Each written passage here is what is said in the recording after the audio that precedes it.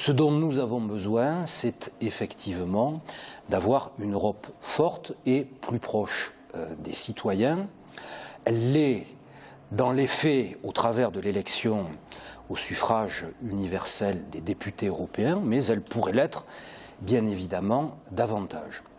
Elle pourrait l'être au travers, par exemple, et c'est l'un des projets phares ou des propositions phares de l'UDI et du MoDem, au travers de l'élection d'un président européen au suffrage universel direct, quelqu'un qui incarnerait l'Europe. Et en quoi il serait différent du président de la Commission?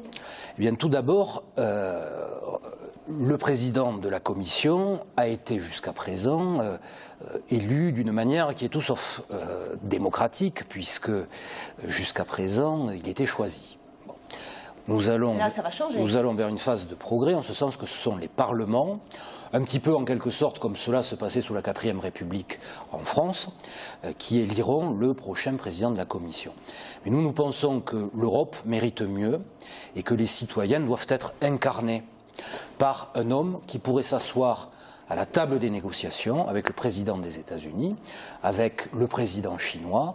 Comment ça se fait qu'on n'arrive pas à faire une harmonisation sociale et une harmonisation fiscale? Finalement, l'histoire du plombier polonais, on a l'impression que depuis, ça n'a pas tellement changé. C'est un vaste chantier. C'est encore l'une de nos propositions que d'aller vers l'harmonisation fiscale. Pourquoi? Et l'harmonisation sociale. Bon, pourquoi? C'est évident. On ne peut pas continuer à avoir des pays à l'intérieur de l'Union européenne qui se livrent à des politiques de dumping ou de concurrence. Prenez le taux d'imposition sur les sociétés en Irlande, il est de 12%, il est de 20% ailleurs, de 34% ailleurs. Ça ne peut pas fonctionner puisque les pays de l'Union européenne se livrent en quelque sorte à une forme de concurrence. Sur le plan social, le plombier polonais, c'est quelque chose qui a été extrêmement brocardé. Il faut savoir que les travailleurs détachés doivent obéir à la réglementation du pays dans lequel ils sont détachés. C'est-à-dire qu'on ne peut pas aujourd'hui prétendre qu'un plombier polonais ne va pas être rémunéré en deçà du SMIC en France s'il travaille en France. Quelle est votre position par rapport à l'euro ? Par exemple, voilà, comment vous pouvez convaincre des vertus de l'euro face au FN qui exige la fin de la monnaie unique? Vous vous positionnez comment? Je dirais simplement à Marine Le Pen... Et qui serait le responsable de la baisse du pouvoir d'achat? Alors, regardons ce qui s'est passé les années précédant la mise en œuvre de l'euro. Nous sommes allés de dévaluation en dévaluation.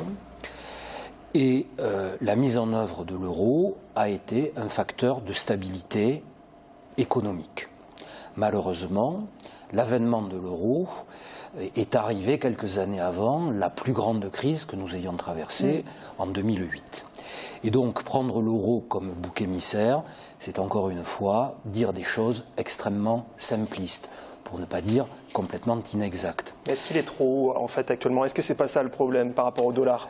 Vous savez, quand on fait de la macroéconomie, on peut prendre le problème des deux côtés. Un euro faible, aujourd'hui, générerait des difficultés en matière de balance de paiement, en ce sens que les achats énergétiques, les importations seraient beaucoup plus chers. Et je ne suis pas sûr qu'un euro faible améliorerait le panier de la ménagère. Il y a une grosse crise de l'emploi en Europe actuellement. Qu'est-ce qu'il faut faire en fait pour que ça change? C'est un des véritables sujets et à mon avis le véritable thème de cette campagne européenne. Il faut une Europe de l'industrie. Aujourd'hui, je prends un exemple, deux exemples. Nous avons à Toulouse, dans la région du Grand Sud-Ouest, l'exemple d'Airbus, qui est un modèle d'intégration européenne. Nous fabriquons des avions aux quatre coins de l'Union européenne, ça marche, et Airbus est aujourd'hui le deuxième contributeur français à l'excédent budgétaire, enfin, l'aéronautique en général.